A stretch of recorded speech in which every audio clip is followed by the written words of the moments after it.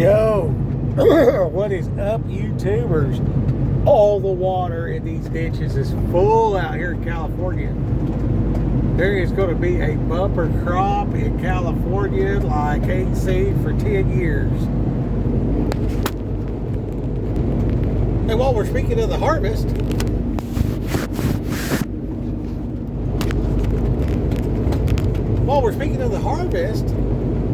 yeah, just feel that feel. It's coming up so good. Everything's going real good. It's just really, really good. Okay, so the ultimate opportunity is to, help people stay out of hell. Okay, so, are you going to go there and get tortured, or are you just going to burn up and be nothing? It's debatable. I ain't trying to find out. You know what I'm saying? And I don't want you to have that either, okay? So we got a unique situation right now where a lot of people that do not like biblical standards are of a notion to complain about certain things or whatever, but which they always do. But then we have the rare opportunity with this immigration situation where we see that the people are very, very upset about sending Mexicans back to Mexico or Venezuelans back to Venezuela or whatever else like that. So there's this opportunity to reach out to these liberals, these bleed-to-heart liberals, and get them over a barrel in discussion to force them to think.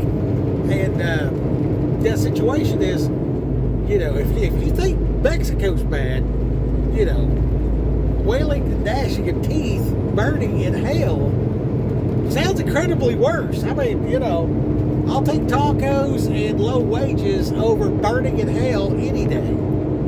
And, depending on the economy and stuff like that, I might actually live a better life in one of these other countries.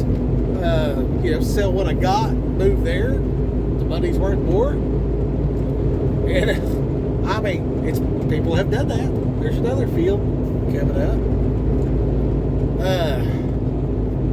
So say you're talking to a couple of ladies that look like short-haired librarians, and they got pamphlets to hand out to the migrants talking about how to avoid, you don't have to talk to ICE, you don't have to answer the door and all this kind of stuff. I seen that recently on a video.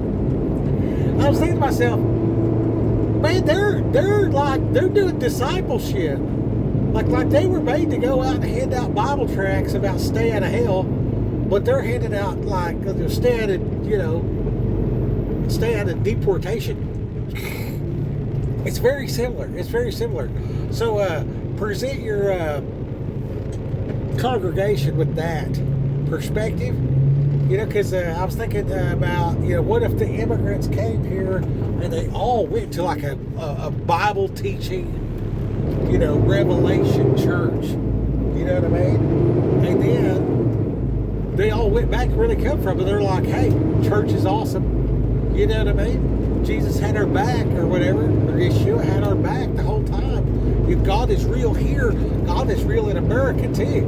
There's evil here, and there's evil in America too. But this was our experience, and that's testimony, right? So were we good hosts for these people? And then they're taking the gospel back in these last times. And then, is the immigration situation a way for us, the harvesters? You know what I mean? It puts them in a certain situation. You ask them questions that, how they're going to answer. Like, well, how do you feel about immigration? Oh, it ain't right, They're human beings. We shouldn't separate a family and all that kind of stuff. And then be like, yeah, that's true. That's real true. You know what I mean? And that's what Jesus thought too. He came here to stop deportation from heaven to hell. You know what I mean? To stop the eternal separation from God. To bring back a kingdom where the family can be together. It's the same concept.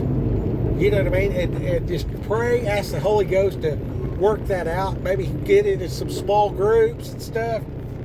Work with your congregation towards that. And then on your higher level stuffs, just remember that, like, the law, the biblical standards, Jesus said those still stand. And he fulfilled the law of atonement, and he was eternal and all that. So that's what had to happen. So this, instead of a temporary situation, which we used to have, sacrificing each year over and over and over, now it's been done and taken care of. And so that's grace. And then the laws, the biblical standards are what I call appropriate behavior. Okay, and then I want to give a shout out to this guy, Wrangle Star.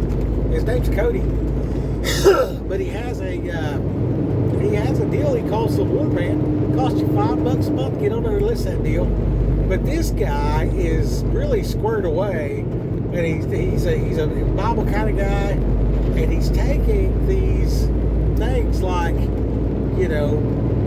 health, and making sure your body's taken care of, and then making sure your mind's right, and then like being a good dad, being a good husband, and all this kind of stuff. And he's naturally a real squared away kind of guy. So all these biblical things, like, he's kind of reinventing himself, and he's talking about it on this deal to his people, and he calls his people the War Band. Okay, so I believe it's about $5 a month. Highly recommend that. Highly recommend the channel Wrangle Star. You can watch that for free on YouTube. But the join that deal for the $5. It's the best $5 that you'll ever spend, more than likely. And once you see the level that this dude is just literally seeing what the Bible says to do, eat right, exercise, be a good husband, whatever, and then the way he lives, the way he's living his life, and the way he explains his rationale. And he's a peculiar kind of guy. And, I don't see eye to eye with the fella 100% on everything, but, who does, right? And it's a men's group, anyway, it's been a drastic inspiration for me, you know what I mean? Because, you can look at the big sin like don't murder, you know what I mean? But when we look at the kosher laws and all that, and then we see the, glycosulfate in the wheat, if you think you ain't supposed to eat pork, how much more are you not supposed to eat pesticides and herbicides? You know what I mean? Like, wow. You know what I mean? And then down to, like, don't mix the cotton, don't blend it. He was talking today about linens and stuff, and how they used to use them in hospitals, and the frequencies and all this kind of stuff like that. And all that's unseen realm. You know what I mean? But it's practical, and we have an understanding at this day and age of how a lot of this stuff works. So, be as smart as a cow. Eat the grass and spit the sticks out. You know what I mean? If you find yourself offended, just pause that. Any of these things throughout this whole video, everything I said, just pause. In a quarter mile, turn right onto Santos Avenue. And, just let God be God. How about that? You know what I mean? Pray, ask God to show you the light, show you the way, and, walk appropriately, gracefully. You know what I'm saying? If you fall off the horse, get back up. And there's no fee for getting back At the light, turn right onto Santos Avenue, then turn left. Like God forgives us the way we forgive others. You know what I'm saying? So, to whatever degree, God made people, and it refers to God's relationship as, the bride of the church. The church is his body. You know what I mean? And I was reading earlier today, and it talked about the glory. You know what I mean? And bring God glory and all that and everything. And the disciple was talking about how he suffered, and that is our glory, the ones that are going to hear it. The ones that are going to get that. Turn left, then turn left. Blessing from the knowledge and all that kind of stuff. You know what I mean? So, you know, this is a reciprocal thing, and it's a pay it forward economy. Okay, the key In a quarter mile, turn right onto 99 Frontage Road. Pay it forward economy, and it's very obvious to anybody paying attention that we should do things God's way, because God's way is the best. Is it good? Sure. Can you do better? No. You know what I mean? Like, it's a no-brainer. Like if I want, you know, they say live your best life or whatever. They do your In 1,000 feet, slight right. But, you know what I mean? I'm not saying that at all. I'm saying do it God's way, because God's way is literally the best. There's no better. None whatsoever. Okay, I gotta go. I gotta try to park this truck.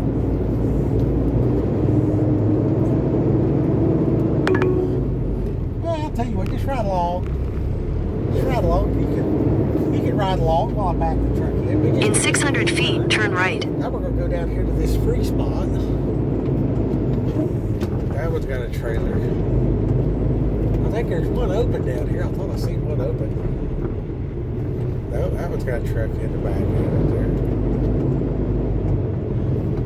Here it is. Put on your four-way flashers so everybody knows that you're going to back into this spot. That's a critical thing. That guy behind me, he didn't want to do anything, so he can just do his thing. Okay, we're flashing, we're looking. Can we back this 53-foot trailer into home?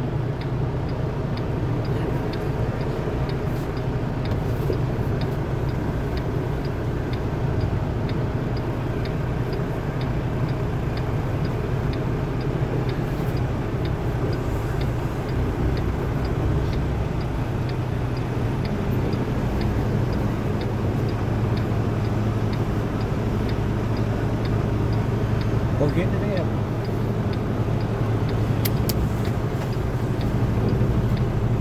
I make these places sleep.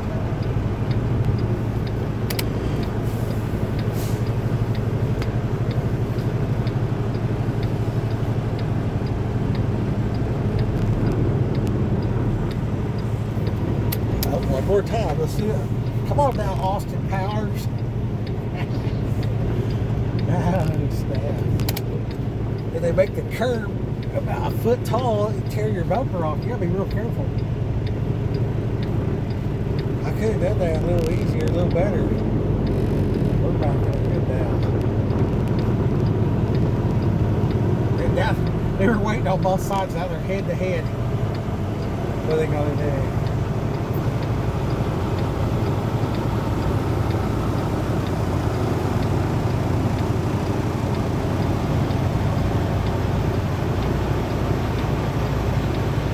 That lady is very, very patient. I'm impressed. That lady was super duper patient. That was amazing, her patience. That was, well, for that lady to pull out down there and did all that, stay out of the way, that was good. That was very good. I'll have to go shake her hand. Turn right, then your destination will be on the right. Well, all right then, Jeepus.